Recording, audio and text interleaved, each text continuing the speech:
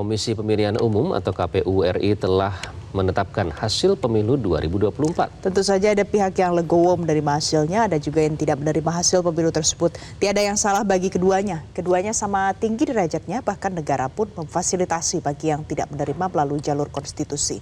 Yang terpenting adalah jangan sampai ada perpecahan.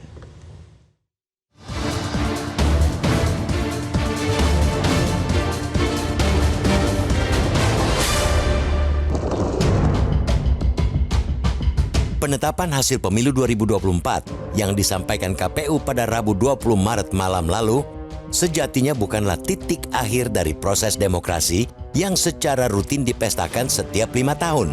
Ini justru menjadi titik mula membangun demokrasi yang lebih baik di masa depan.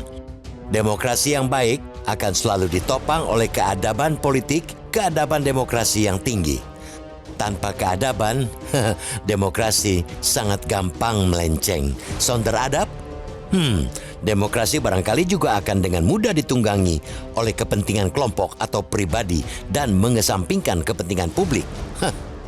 Keadaban demokrasi inilah yang kini tengah diuji setelah KPU menetapkan hasil pemilu 2024. Tentu ada perbedaan pilihan dalam meresponsnya, yaitu menerima atau menolak hasil pemilu tersebut. Itu hal lumrah. Dalam setiap keputusan atau ketetapan dengan segala argumennya selalu ada pihak yang menerima dan pihak yang menolak.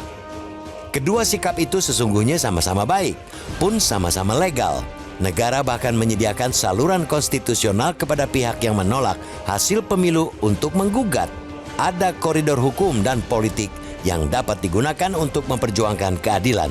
Artinya, negara pun sadar bahwa kedua sikap itu punya peran penting dalam menciptakan demokrasi yang lebih berkualitas, beradab, dan berspirit persatuan. Penghargaan terhadap persatuan dalam perbedaan pilihan untuk menerima atau menolak ketetapan KPU tentang hasil pemilu 2024 selayaknya memang harus dijunjung setinggi-tingginya. Satu sisi kita mesti mengapresiasi pihak yang menerima dengan legowo hasil pemilu, tapi sisi lain kita juga menghargai upaya hukum yang ditempuh pihak yang menolak hasil. Keduanya tak perlu dipertentangkan secara hitam putih, karena sesungguhnya pemilu bukan sekadar perkara menang atau kalah. Dengan perspektif itu, kita sangat menghormati pernyataan sikap dari Ketua Umum Partai Nasdem Surya Paloh yang dengan cepat menyatakan menerima hasil pemilu 2024 sekaligus menyampaikan selamat kepada pasangan Prabowo Subianto Gibran Rakabuming Raka sebagai presiden dan wakil presiden terpilih. Ia menyebut penerimaan atas hasil pemilu itu demi kepentingan persatuan nasional.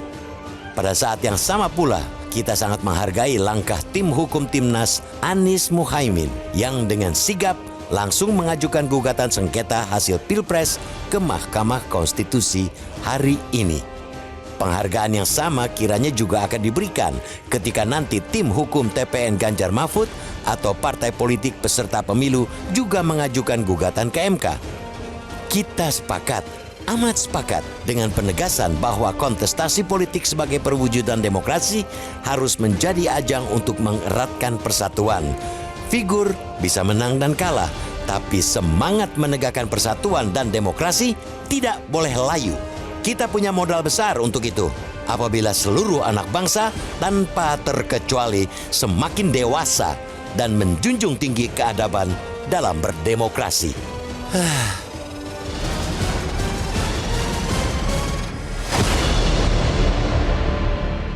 Jelajahi cara baru mendapatkan informasi. Download Metro TV Extend sekarang.